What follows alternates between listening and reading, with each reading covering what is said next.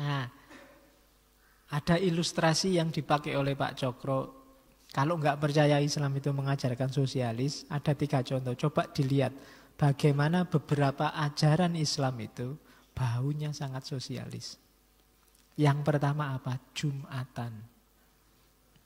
Yang kedua Idul Fitri. Dan yang ketiga haji. Itu kan maknanya sangat sosialis. Ya kan? Egaliter. Bahkan nanti di beberapa konsep sosialisme religius, sosialisme Islam kayak di Ali Syariati itu, rukun Islam yang 5 itu 3-tiganya sifatnya sangat sosialistik.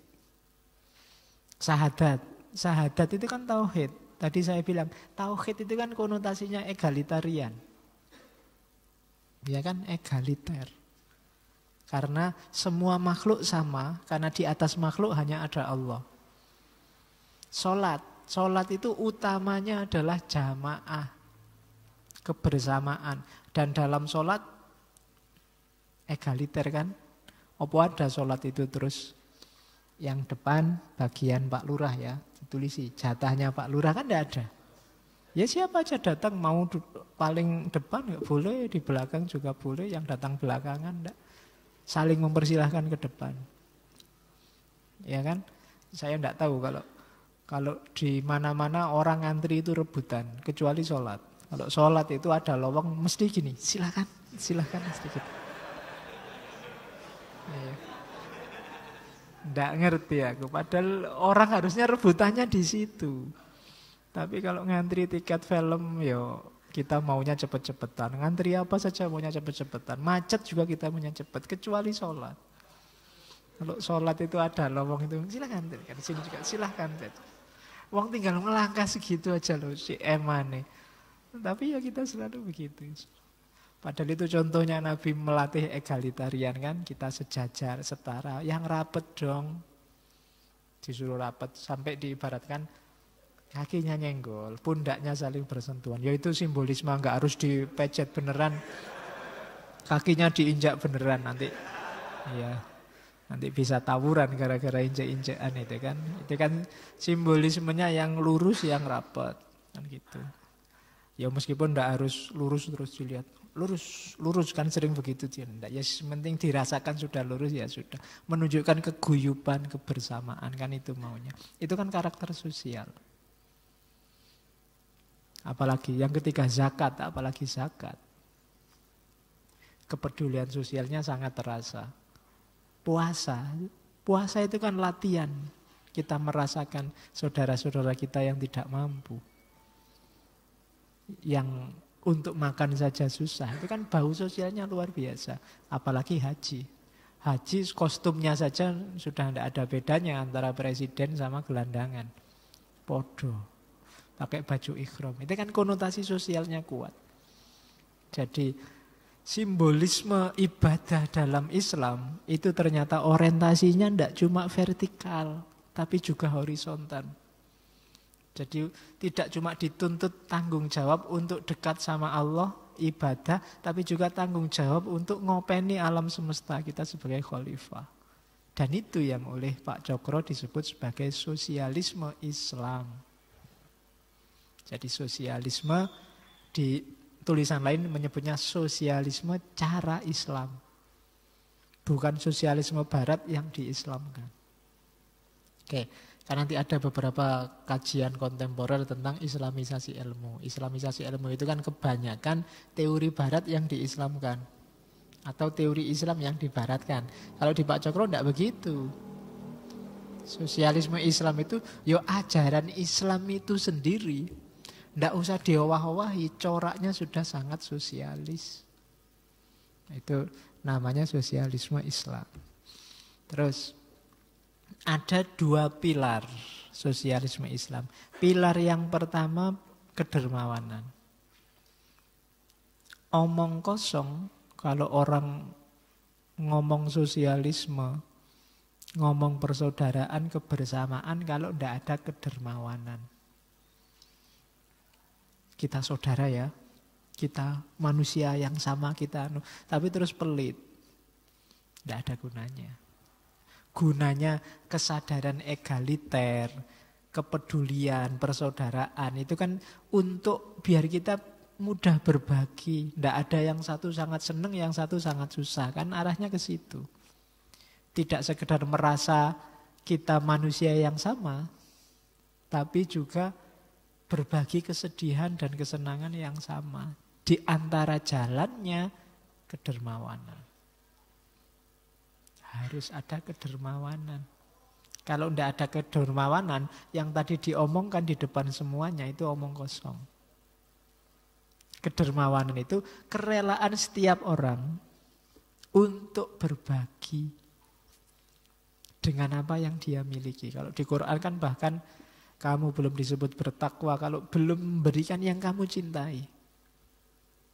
Jadi bukan sesuatu yang sudah bekas. Jadi bukan hanya mantan yang dikasihkan ke orang lain, tapi lebih afdol lagi yang masih dicintai. Jadi kalimatnya Al-Quran kan begitu. Belum disebut bertakwa sebelum memberikan tunfiku mimma tuhibbun. Jadi kalau ingin jadi orang mulia, berikan yang kamu cintai. Itu kalau yang dikasih mau loh ya. Kadang-kadang kamu cinta tapi yang lain dikasih nggak mau. Kayak gitu aja dikasih, Pak. Oke, barang maksudnya bukan orang. Nanti kamu orang. Terus jadi kedermawanan. Kenapa sih kedermawanan itu karakter dari sosialisme Islam? Karena dalam kedermawanan yang pertama orang bisa menaklukkan egonya. Mengorbankan dirinya, tidak mementingkan diri sendiri atau kelompok. Ciri paling gampang. Kalau ada orang teriak-teriak, ceramah, nasihati orang, maksa orang untuk kita harus cinta tanah air, kita harus peduli sesama, tapi dia sendiri nggak dermawan. Ceramah dong, ayo nyumbang, ngumpul semua. Lalu sampean nggak nyumbang, lu saya kan panitianya. Bodoh itu kan. Iya. Yang lain disuruh dermawan, dia ngakune panitia. Oke. Ndak, itu menunjukkan bahwa kita nggak cuma ngomong loh. Egalitarian itu ada efeknya, rela berkorban untuk yang lain. Ndak harus saya duluan. Kepentingan saya dipending dulu, nanti kita seneng bareng-bareng.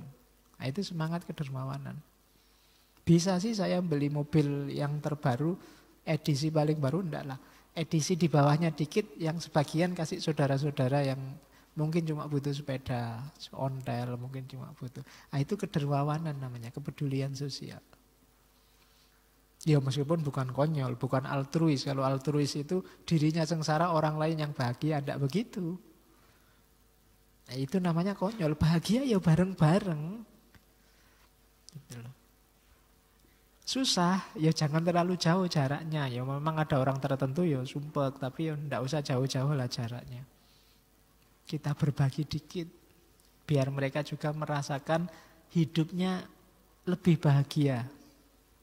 Seperti kita juga lebih bahagia dengan yang kita miliki, dia dengan yang kita kasih lebih bahagia. Rasa itu kan tidak kuantitatif, tapi kualitatif. Kita sama-sama lebih bahagia meskipun jenisnya beda. Terus yang kedua, berbagi kesejahteraan itu pasti. Terus membantu orang. Kalau kita berbagi, itu membantu orang meningkatkan self esteem, harga diri orang-orang yang tertindas, orang-orang yang terpinggirkan. Bahwa mereka ini juga masih eksis loh, masih kita perhatikan, masih kita anggap manusia, makanya kita bantu. Sehingga dia tidak mengutuk kemiskinannya. Dia tidak merasa hina dengan dia miskin. Itu pahala luar biasa. Betul. Jadi mengorbankan kepentingannya untuk orang lain. Ya, misalnya kamu punya teman satu kos, kamu punya pacar, dia enggak punya. Ya enggak harus tiap malam minggu kamu apel lah. Dari 1 bulan mungkin 1 minggu kamu sama temanmu itu yang satu. Kasihan dia tiap malam minggu sendirian. Misalnya, itu kan berbagi. Dia merasakan malam minggu tidak sendiri meskipun hanya 1 minggu, kamu juga meskipun terkurangi 1, tapi kan di minggu yang lain kamu bisa sama dia. Itu contoh kedermawanan. Oke, jadi mengorbankan milikmu sedikit meskipun yang kamu cintai, kan begitu. Oke, ini loh hakikatnya kedermawanan itu. Jadi dermawan itu bukan kok terus rata. Orang semuanya punya 10.000, bukan begitu. Bukan sama rata katanya Pak Cokro, tapi sama rasa. Itu loh. Kalau kamu bahagia, ya mbok kamu bikin yang lain yang sedang tidak bahagia itu bahagia. Meskipun kadar kuantitas bahagianya beda. Kalau kamu bahagianya punya mobil baru, tetanggamu itu mungkin hanya punya sepeda ondel baru sudah bahagia. Mbok kamu berbagi dikit, itu loh maunya. Jadi hakikatnya kedermawanan itu bukan ratanya, tapi rasanya. Kalau sedang susah ya susah bareng-bareng, meskipun mungkin level susahnya beda, kesulitan yang ditempuh beda. Sedang seneng juga begitu. Jadi yang dilahirkan adalah sama rasa. Kita senasib ya, kan begitu. Oke, terus pilar yang kedua, kalau tadi kedermawanan. Yang kedua, persaudaraan. Jadi sosialisme itu omong kosong kalau tidak ada persaudaraan. Kalau menganggap rival, kita tiap hari nganggap yang lain saingan. Kalau di Pak Cokro disebut kata dasar sosialisme itu dari bahasa Latin socius, bahasa Belanda maker, bahasa Indonesianya sahabat, teman, bahasa Jawanya konco, bahasa Arabnya sohabah. Jadi pertemanan. Makanya Nabi sama sahabatnya itu sangat egaliter. Tidak disebut murid, tidak disebut santri. Santri-santrinya Nabi, misalnya Abu Bakar, Umar, kan tidak begitu. Sahabat-sahabatnya Nabi, egaliter. Makanya oleh Pak Cokro disebut sosialis Islam itu. Jadi pertemanan dasarnya itu persaudaraan. Saya bilang tadi, kalau saudara kan mudah, apa-apa lebih enak. Kalau memberi sama saudara itu kan tidak berat. Tapi kalau ke orang lain kita beratnya luar biasa. Oke, terus ya zaman dulu katanya Pak Cokro, ini baru geser ke Islamnya. Jadi zaman dulu sosialisme ini, misalnya zaman Nabi, itu sukses luar biasa. Kenapa? Semangatnya semangat agama. Agama itu kan menyentuh dasar emosi kita. Cuma belakangan gerakan-gerakan sosialis katanya Pak Cokro mulai meninggalkan agama. Apalagi yang basisnya Marx dan kawan-kawan. Hasilnya apa? Jadi materialistik. Hitung-hitungan materi. Siapa yang dapat lebih banyak. Jatuhnya yang seperti kita saksikan. Jungkir baliknya sosialisme. Runtuhnya banyak negara komunis. Kenapa? Kehilangan visi Tuhannya, kehilangan visi agamanya. Padahal justru sejak awal kan tadi Pak Cokro mengingatkan, perekat yang paling kuat bagi orang yang beragama itu agamanya. Yang bisa sangat menggerakkan orang yang beragama loh ya, yang percaya sama agamanya, itu agamanya. Maka agama harus jadi sumber solusi, jadikan dia kekuatan.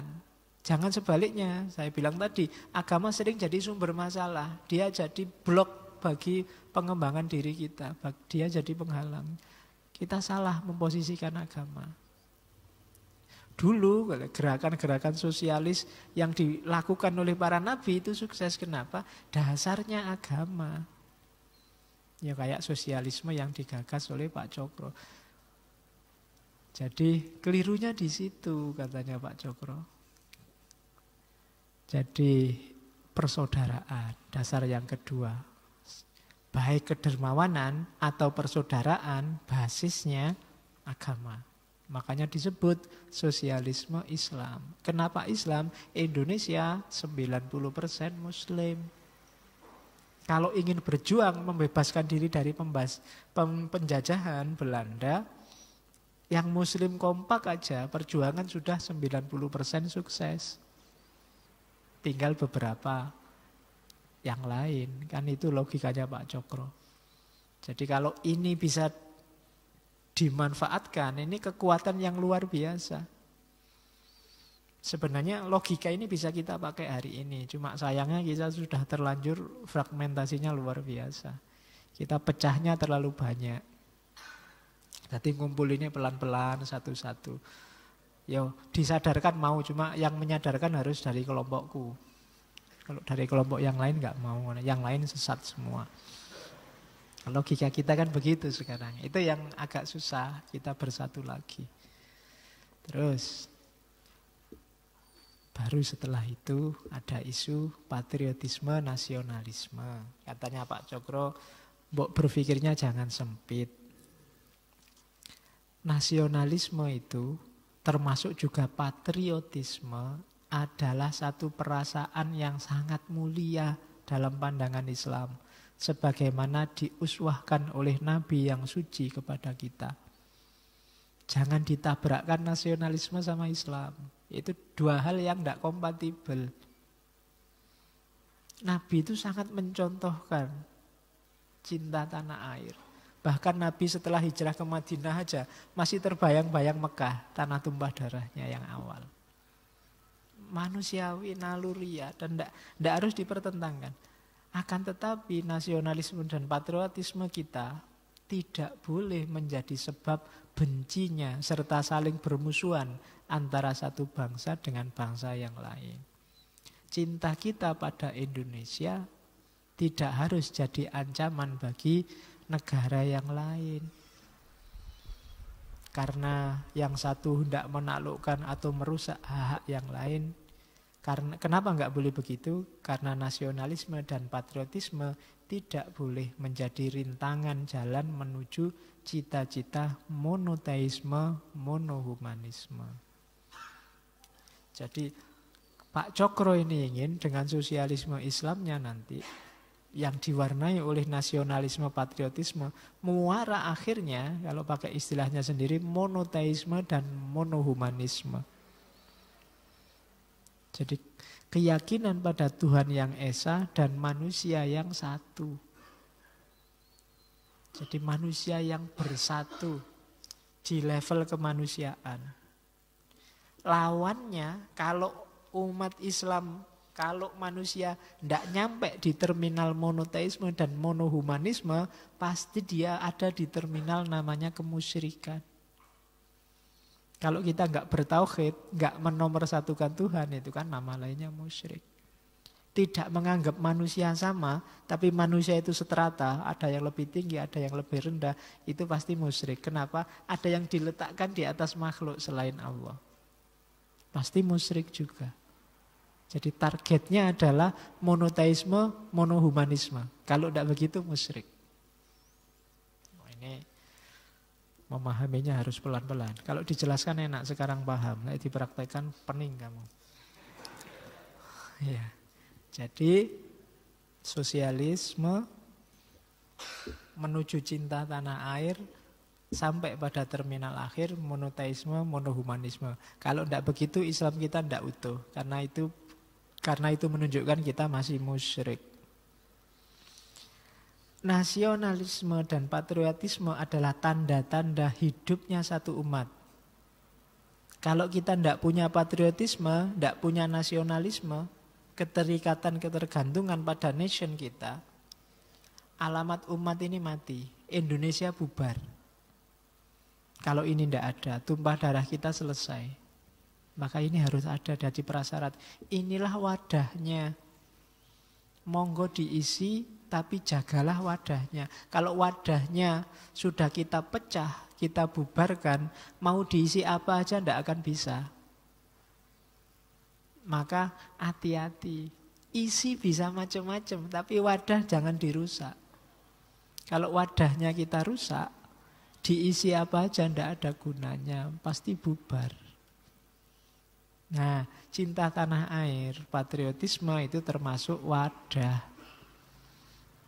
Jadi hati-hati. Indonesia itu Bhinneka Tunggal Ika. Dia jadi ika karena ada wadah yang sama. Kalau wadahnya kita pecah, tinggal binekanya ya lari ke sana kemari. Tidak ada ikatannya lagi. Maka dia adalah tanda-tanda hidupnya suatu umat.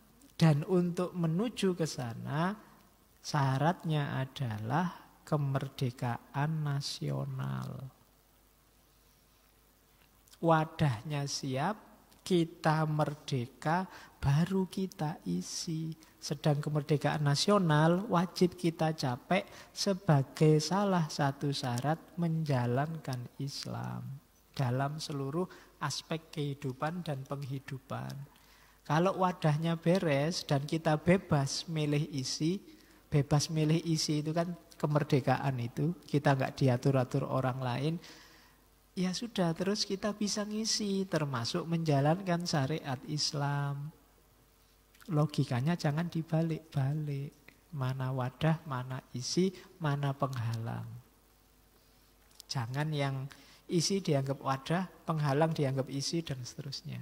Nanti kita salah tafsir. Terus lagi pula apabila kita tidak memiliki kemerdekaan nasional, kita tidak akan memiliki daya dan upaya untuk mencapai cita-cita kesatuan umat manusia. Jadi kalau kita tidak merdeka, tidak bebas mengisi diri kita sendiri, berarti kita masih belum beres. Tidak mungkin punya cita-cita lebih tinggi, termasuk cita-cita tertinggi, kesatuan umat manusia. Nah, itu patriotisme, nasionalisme. Ini kalimat-kalimat luar biasa yang dulu waktu kita sekolah kita percaya sekali. Kemudian waktu kita agak pinter mulai meragukan. Termasuk mahasiswa masa kuliah ini kan sok tanya terus jadi ragu sendiri. Sampai hari ini belum ketemu jawabannya. Nah, kita carikan jawaban dari Pak Cokro. Oke, jadi kalau bahasa yang populer kan hubul waton. Nasionalisme, bukan hubul waton loh ya. Kalau hubul waton beda lagi. Jangan diganti hubul waton minal iman itu. Oke, cinta tanah air bukan cinta perempuan. Oke, kalau itu tidak usah dilakukan sudah otomatis. Terus katanya Pak Cokro, dia menegaskan lagi nih, mungkin jangan-jangan masih ada yang ragu. Islam 1/7 bagian rambut pun tidak menghalangi dan merintangi kemajuan nasionalisme yang sejati. Tetapi sebaliknya malah memajukan dia. Nasionalisme yang dimajukan oleh Islam bukannya nasionalisme, maksudnya nasionalisme yang sempit dan berbahaya. Tetapi yang menuntun kepada sosialisme berdasar Islam. Ya, ini sosialisme yang menghendaki monohumanisme, persatuan manusia, dikuasai oleh satu yang maha kuasa, yaitu Allah, dengan lantaran hukum-hukum yang sudah dipermaklumkan kepada utusannya, Nabi penutup, Nabi Muhammad. Jadi, ya nasionalisme itu ya bahasa kasare, ndak Islam ndak akan tabrakan dengan nasionalisme. Allah dan Rasulnya, Al-Quran dan Sunnah hadisnya sudah banyak yang menunjukkan itu. Bahkan kalimatnya Islam 1/7 bagian rambut pun. Saya itu kan sering ada istilah rambut dibelah 7 itu kan. Nah, itu malah itu 1/7 bagian, berarti kan satu rambut dibagi 7. Sampai segitunya dia ndak bertabrakan antara agama dengan nasionalisme, bahkan mendukung, memajukan. Oke. Jadi itu penegasannya Pak Cokro bahwa kita cinta tanah air itu bukan berarti terus ndak cinta Islam. Tapi cinta tanah air itu salah satu bagian manifestasi cinta kita pada Islam. Jadi dia tidak tabrakan. Meskipun nanti Pak Cokro di sini di titik ini ketika dia bilang dan kalau dikembangkan terus melahirkan monohumanisme dan monoteisme tadi, itu yang orang sering menyebut nanti larinya ke pan-islamis. Karena memang Pak Cokro maunya nanti Indonesia aja 90% kalau umat Islamnya bersatu sudah kuat, nanti umat Islam di bagian dunia yang lain sudah satu nasib, bersatu semua. Lahirlah kekhilafan Islam yang luar biasa dalam tanda petik. Kenapa Pak Cokro maunya begitu? Karena bayangannya Pak Cokro, dia kan husnudzon. Islam itu rahmatan lil alamin. Pasti yang ada di kepala Pak Cokro bukan versi ISIS itu. Atau versi yang ngamuk-ngamuk itu. Jadi yang ada di kepala Pak Cokro pasti Islam ini kalau sukses semua dengan ajaran-ajarannya dan konsisten akan lahir benar rahmatan lil alamin itu. Dan yang lain gak usah khawatir, yang non muslim juga gak usah khawatir, aman. Karena dia rahmat. Tidak akan ada pemaksaan-pemaksaan. Tidak akan ada kekerasan-kekerasan. Karena karakter dasarnya Islam kan 4 tadi. Itu yang ada di kepalanya Pak Cokro. Sesuai situasi zaman itu.